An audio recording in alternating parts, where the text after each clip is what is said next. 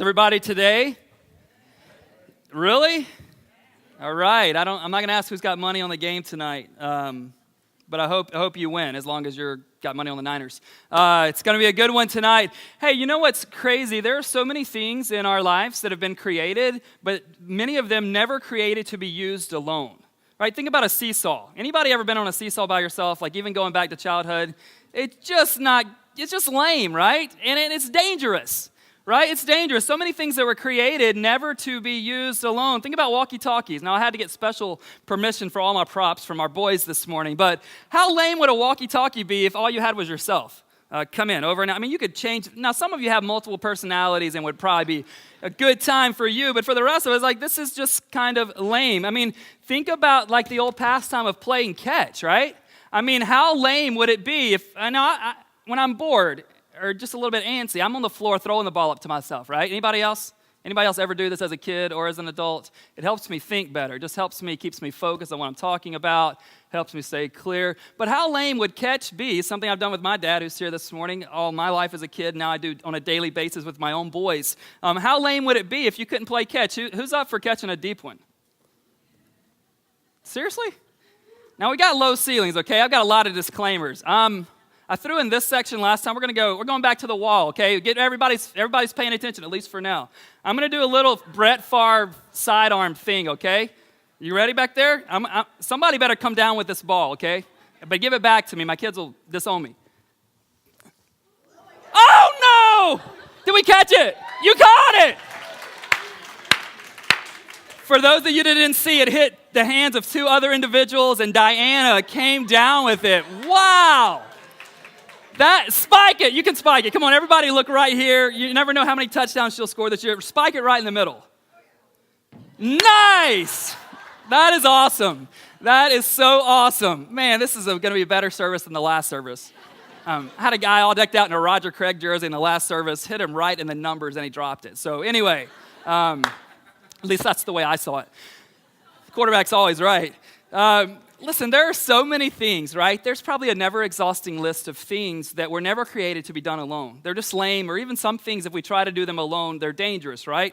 There are certain things of furniture where you see two people on the outside of the box, and you're like, yeah, I probably shouldn't have done that to my back because I needed more than one person. Well, what I want to do is give you something the rest of the morning that's one of the key things that you need to be focused on that's on this list of things that are never meant to be done, never created to be done alone. And here's what it is.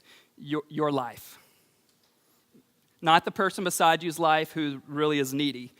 Your life, my life, all of our lives were never created to be done alone. And that's really the idea for this morning. That's my whole point. And I'm going to try to, as we conclude our reset series today, Rejecting Status Quo starts next week. And so if you like average and you like mediocrity, don't come to the next series. But if you want to reject status quo with the rest of us, show up next week. It's going to be fun. But as we conclude the reset series, I want to state a compelling case for why you should be terribly afraid to do life alone. I want to give you a compelling cause why you, for the rest of your days on earth, however many they should be from God, why you should be terribly afraid to ever live life alone. That's what I want to do. And you might say this morning, Ben, we live in San Francisco, even when I want to be alone.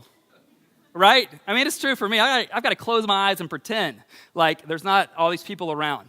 I get that. And I also get, last report I saw that second only to Manhattan is our population density here in San Francisco, meaning there are more people per square mile in our city than any other city in the U.S. at least, except for Manhattan. And so I get, we're around people all the time. So here's what I'm not talking about today. I'm not talking about do you have coworkers. I am not talking about do you have neighbors. I'm assuming we all have neighbors, right? Anybody out in the country in San Francisco? No, we all have neighbors. What I'm talking about is living life deeply connected with people who are the right kinds of people.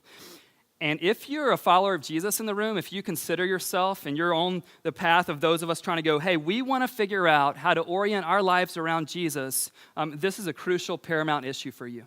But even if you're unsure of the Jesus piece in this is huge for you too, because this is just the way God created life to work best. My main text for this morning is what we call in the Bible wisdom literature, Ecclesiastes chapter 4. If you need a Bible, raise your hand. Our volunteers will place one in your hands. The rest of us, Ecclesiastes chapter 4. Ecclesiastes sits after Proverbs. It's before Song of Solomon and Isaiah. Ecclesiastes chapter 4. For many of you which is great, getting those, receiving those gift Bibles this morning, we're on page 357. Page 357. For the rest of us, go about to the middle of your Bible, and if you get to Psalms, keep going to the right.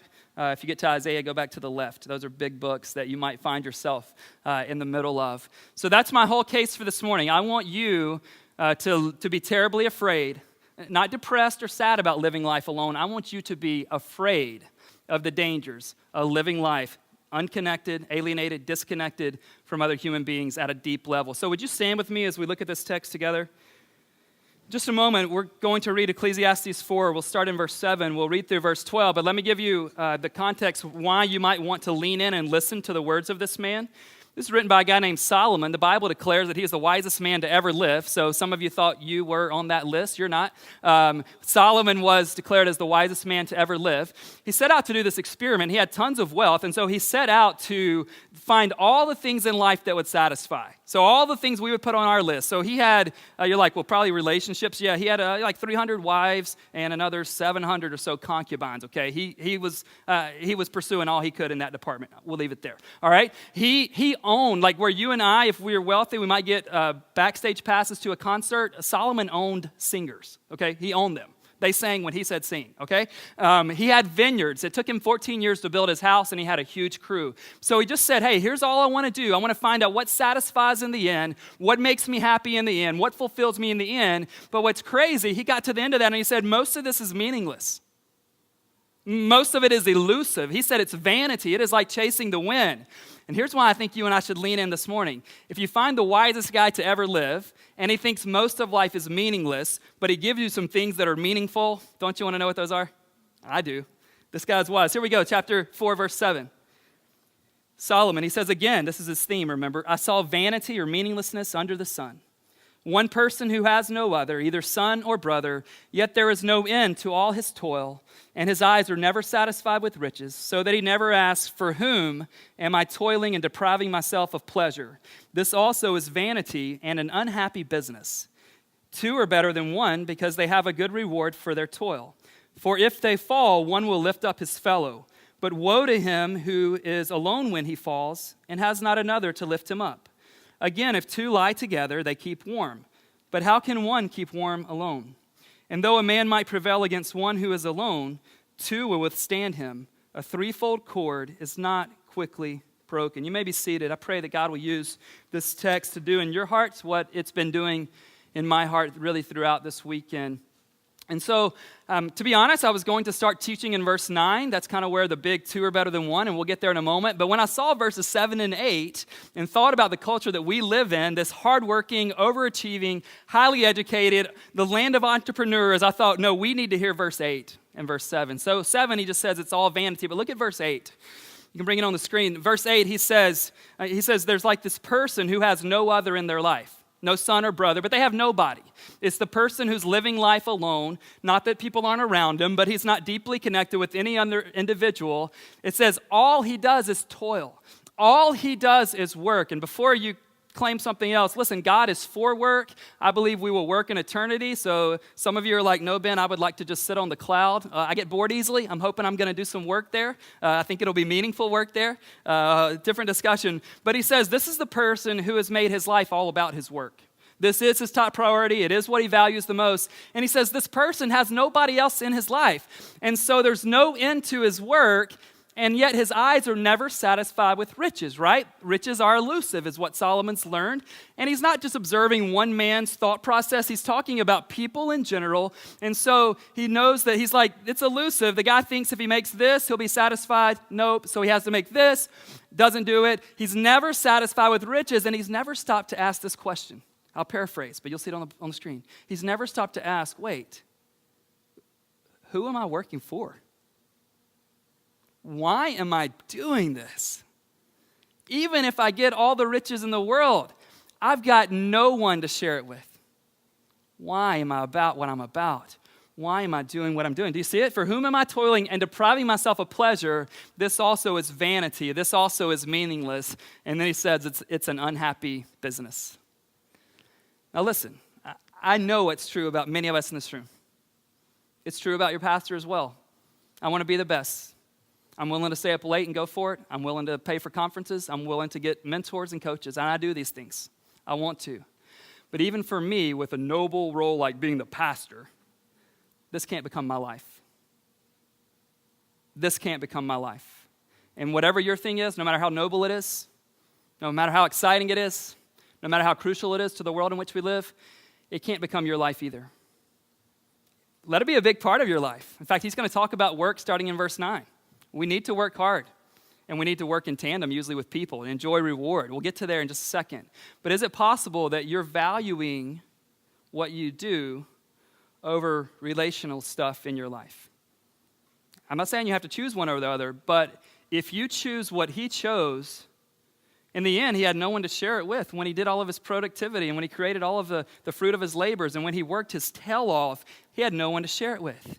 Absolutely no one. And so what you need to ask yourself is, if I'm valuing my work, if it's my life, and I'm valuing it over relationships, in the end, where does this lead? Who cares if you get whatever and you've got no one to is there anything worse than having an awesome moment and having no one to share it with? Right? Listen, some of us in this room have learned how to medicate our loneliness with our busyness. Some of us in this room have learned how to medicate our loneliness with our busyness. I'm not saying being busy is not part of life. It is absolutely part of life. But some of us, we feel the pain of loneliness. We feel that and we think, oh, I probably should go out and meet people or get to know people. But instead, I'll just start a second business. Instead, I'll just add a sixth and seventh hobby. Instead, I'll find some diversion, some distraction to numb my loneliness. And some of us have learned how to medicate our loneliness with our busyness. I just want you to know God didn't create you for that. He didn't create me for that. When I feel pain, the thing I want to do is throw myself into another book, start writing another message. Sometimes what I need to do is make a phone call. Sometimes what I need to do is have the coffee, have the lunch, have the difficult conversation. But if you don't have people in your life that you can do that with, then you won't be able to do it. You'll have to find some substitute to numb the loneliness that you're feeling in your life. And then in verse 9, he just begins to paint this picture using quite a few illustrations. I'd love to walk through the text here in 9 through 12. He's painting this picture. He just says, here's the premise for those of you who are English majors and you need a main idea this morning. The main idea is the first half of verse 9. 2 are better than 1. Say it with me. 2 are better than 1. You're like, Ben, I got that in first grade. 2 is greater than 1. But you're not living it out as an adult.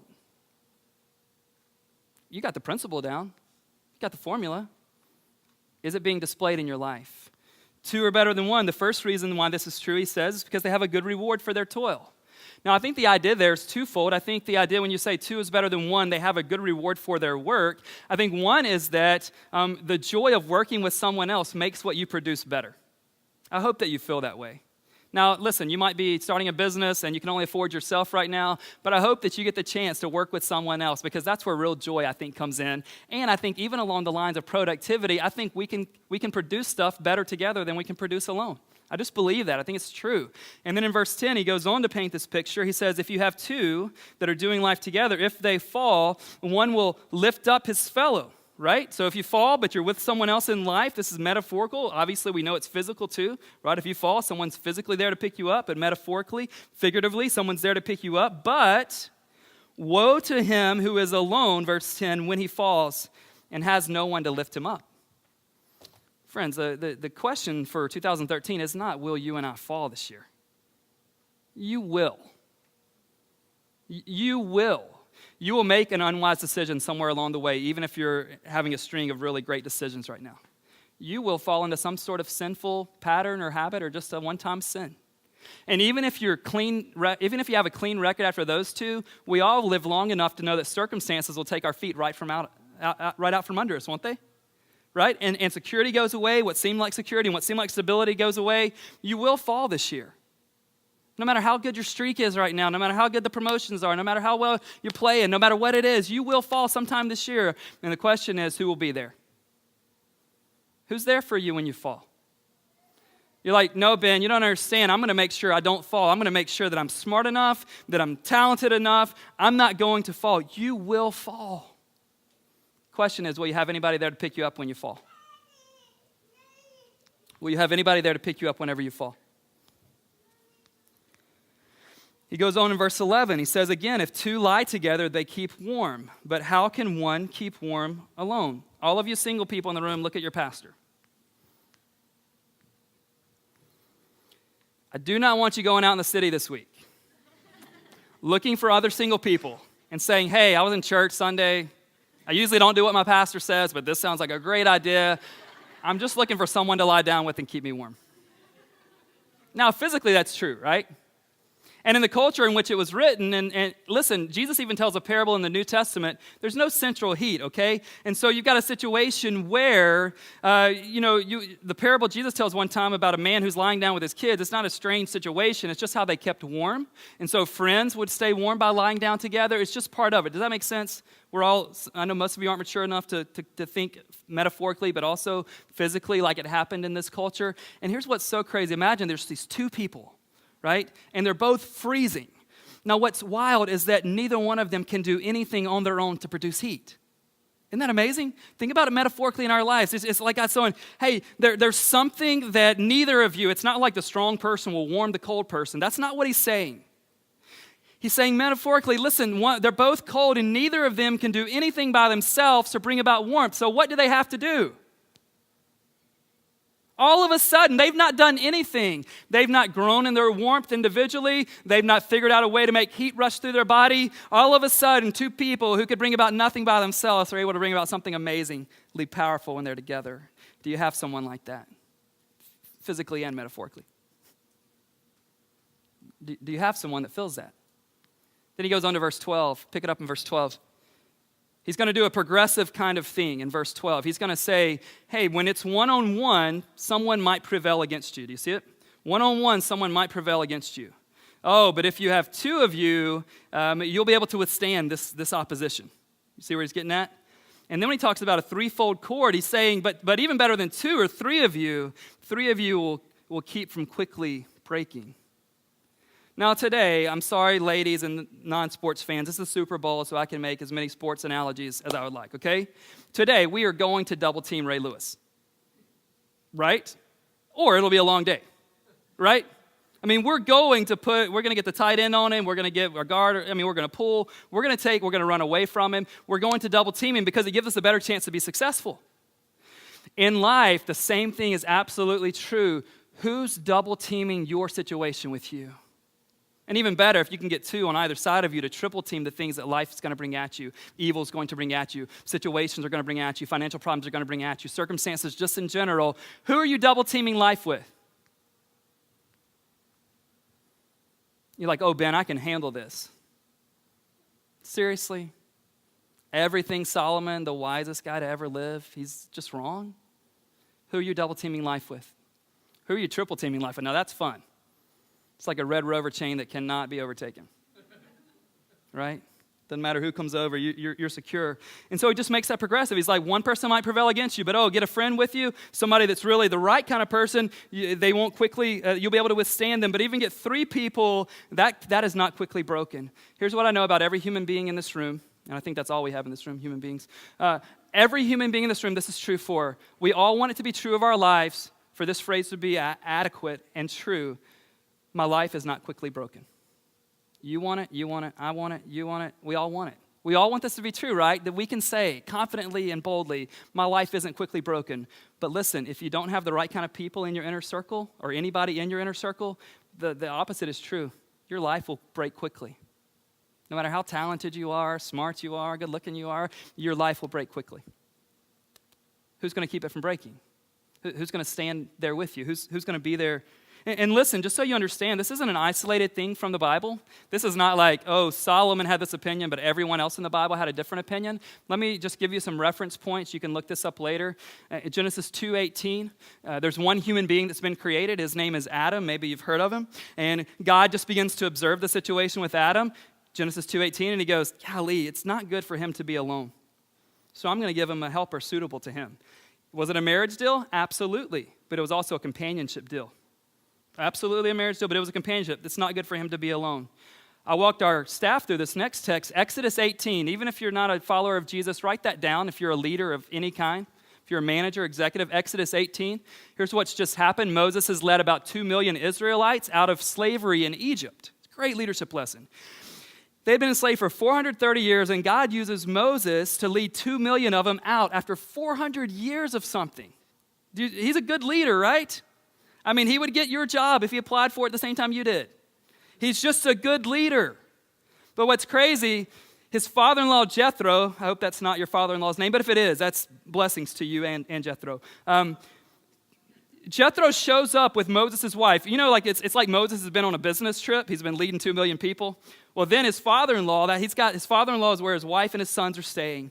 His father-in-law, Jethro, with his wife, Zipporah. I hope your wife's not named that, but Zippy would be a great short name if she is. And then they have 2 sons, and all of them come back. And Jethro kind of has this man-to-man conversation. And any of you men who are married, you know what it's like to have that conversation with your father-in-law.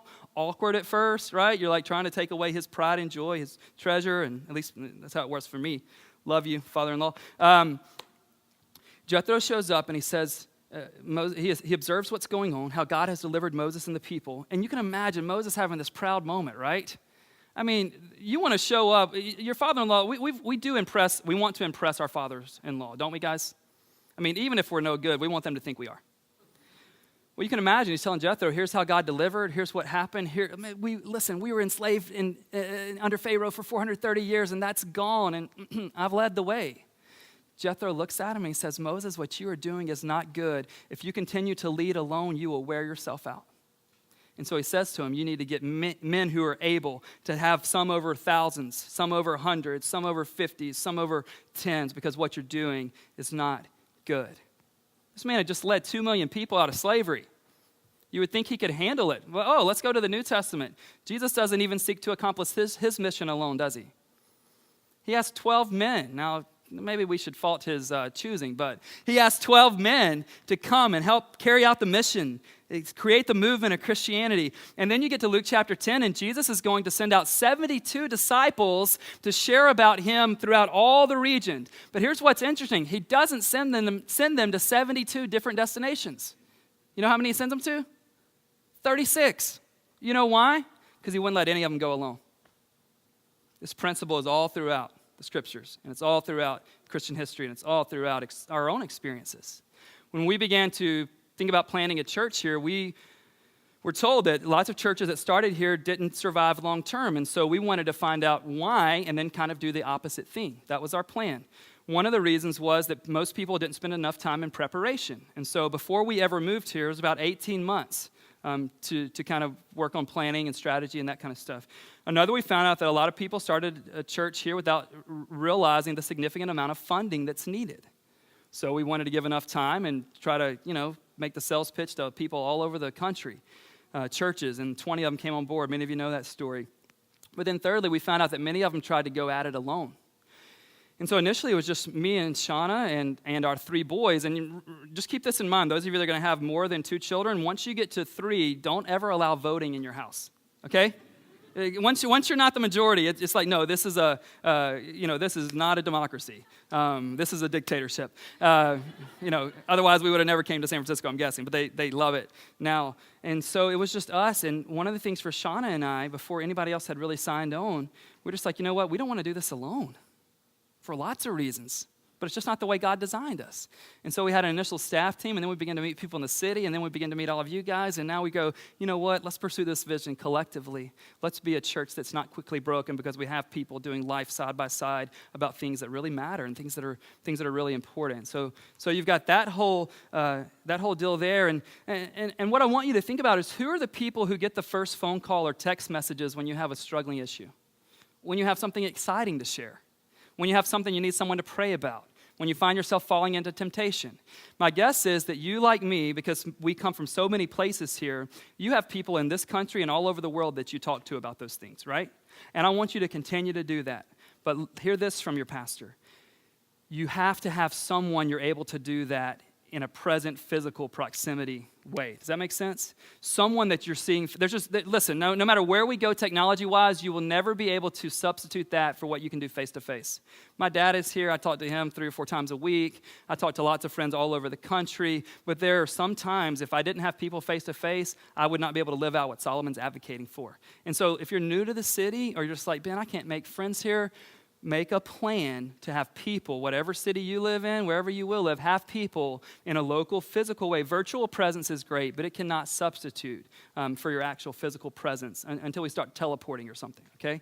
And so I just want you to have somebody in your life, a group of people, 1, 2, 4. I don't care how many, but this is such a crucial issue. Now, if you were to ask me, you were to sit down and interview me and say, hey, Ben, tell me about your spiritual growth. Probably the first thing you would say to me is, you've got a long way to go. And that's absolutely true. But then you would begin to ask me questions. Ben, what have been the things that have shaped you?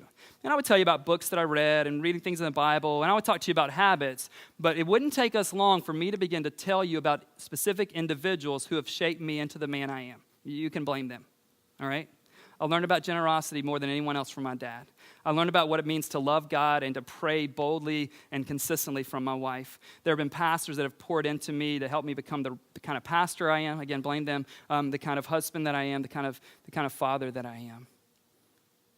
You cannot reach your spiritual growth capacity without people. You just won't.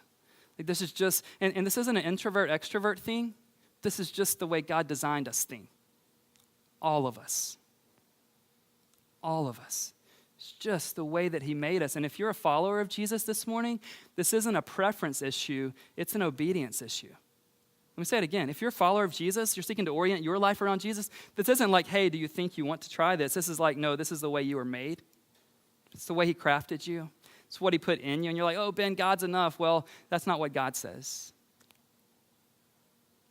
It's not what God says. What are we living for, and who are we living with? And some of you may say, Ben, I've got an inner circle. Great, but here's the question for that one. Are the right kinds of people in the circle? I'm not just saying get an inner circle. Please do not quote me as that. Get your circle, but are the right kinds of people in the circle? Go back through the text. Ask yourself this. Are they people that give you a good reward for your work? Are they people that when you fall, they can help you up? When they fall, you're there to help them up? Are they people that keep you warm? Are there people that help you prevail and win? Are they people that help you withstand? Are they people who keep you from being quickly broken? And if you have no one in the circle, you're in a danger zone. If you don't have the right people in the circle, that may be more dangerous because they'll manipulate you, they'll use you. Who's in your circle? One of the things we know as leadership here at Epic is that we cannot make any person in this room grow spiritually, including myself. There is nothing my staff can do to make me grow spiritually. Does that make sense? Now, what they can do, what my wife can do, what we can do for you as a church is we can create a certain kind of environment to make the likelihood of your spiritual growth more realistic, more likely. And so that's what we do. And one of those environments for us is our Epic Groups environment. And listen, I want to just plead with you, if you don't have a place to live out the kind of thing we're talking about today, we've created 12 of these unique environments for you. You've got an insert in your program. Look at those. Sign up before you leave. You'll hear how to do that. And I'm not a fool. I know that it doesn't automatically make you grow spiritually if you even sign up and go to a group. But let me give you 6 things that will be helpful. 6 things that will be helpful about this. This is the application part. Sign up for a group. Number 1, sign up for a group. Number 2, attend the group as frequently as you're able. I didn't say attend it as frequently as it is convenient. I didn't say attend it whenever you don't have anything better to do. Attend it as frequently as you're able. Essentially, if you're in town, barring something crazy, attend it. 3, when you're there, engage and participate in what's going on. Engage and participate. I'll give you these, and I'll run through them again in a second. Number 4, seek out the 2 to 3 people in your group whom you seem to be relationally compatible with. If there's 15 people in the group, I'm not going to ask you to go get 14 new BFFs, okay? But there's likely to be 2 or 3 people there that could become a friend of yours like we're talking about this morning. Number 5, be authentic. You don't have to air all of your dirty laundry, but be yourself. Be yourself. And number 6, stay connected. Don't make it a 1 hour a week thing on a Tuesday night. Stay connected. Now, what I want you to do with that in mind, I want you to think about, hypothetically, every one of us in here are equal, okay? We all have the same income. We all have the same athletic ability, right? And you're thinking, well, no, Ben, we're not quite like you. That's true, but you're going to grow into that, all right? Some of you are like, wow, I didn't know the pastor could throw. Been practicing. Just assume everything's the same. Our spiritual maturity, everything's the same for every person in this room, okay? But let's assume for the next 3 months, the only thing that's different is that some of us are going to engage through epic groups or through some other process. The thing we talked about this morning, that's going to be the only difference. That's the only kind of X factor for both of us, all of us in the room. Here's the deal. The people who live out what we've talked about, their lives are just going to be different, and I would say better than those of you who don't. This morning, we're at a place as a church where about 50% of our weekly attendance is signed up for a group, okay? So that makes about 130 adults. So Eugenia says, what's the percentage of people who aren't signed up for a group? Come on. You might get everything else wrong today. All right, so we're 50-50. It's kind of where we are last report I got on Thursday or Friday. If you have an opportunity to do this, and you've heard clearly from a man who's called the wisest person to ever live, who thinks most of things in life are meaningless, but he's found something meaningful, and you've heard it from your pastor. Listen, there are people this week that I was able to, 3 men in our church, also in our city, that I was able to sit across from face to face this week and tell them very difficult things or have them share with me very difficult things, and the only way we were able to do that is because of the investment of our relational time. I don't want everybody to know what's going on in the depths of my heart, but I need somebody to know. So do you. So do you. 2 weeks ago, he's not in the room, so I'll share this. 2 weeks ago, one of my sons was just struggling. It was tough. It was one of those moments. I was flying out for a business trip, and we dropped him off at school, and it was just sad. It was a terribly sad moment for me and for Shauna, and just seeing him overwhelmed. And, of course, I was headed to the airport after it shortly, and after dropping him off and just going, oh, man, that's terrible. And I began to pray for him, but as soon as I finished praying, I sent a text message to 5 men, most of whom are in the city, some of whom are in this room, and just said, hey, would you pray for? I named which son it was. And you know why I could do that? Because I knew they weren't going to ask me a million questions. I knew they weren't going to gossip about, oh, gosh, what's wrong? I knew they would pray. How did I know that? Because they love me, because we've been through stuff together, because we're going to walk through life together. They're going to help me and my family keep from quickly breaking. Who's going to help you? Who's going to help you? I want to share the gospel of Jesus through this lens before we finish this morning too. If you think about the warmth and cold analogy, that's probably my favorite one, and so I want to share it through this lens. Remember that the 2 individuals who are both cold, they can't produce anything on their own to bring about warmth. Remember that illustration? Everybody? It wasn't last week, just 20 minutes ago. Everybody with me? Like, oh man, pastor's insecurity going through the roof. So what the Bible says about all of us, think about the person who's cold. What the Bible says about all of us is that we're alone and we're alienated from God, and that we can't do anything on our own to bring ourselves to gain God's acceptance or approval, okay? That's just a reality. We just can't do it. It doesn't matter how smart we get, how much church we go to, how much we sing, how much we pray, how much we give. We just can't do it. But the Bible says while we were still sinners, God sent Christ to come and cover our sin and bring something into our reality that we could not produce on our own.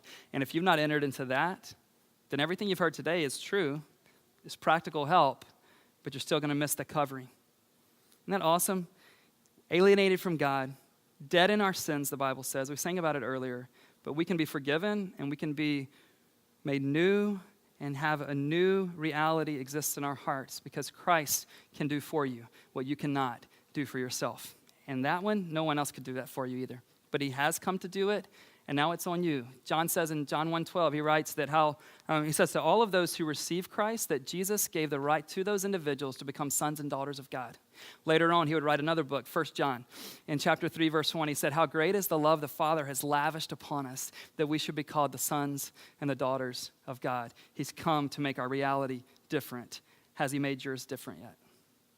Would you guys pray with me?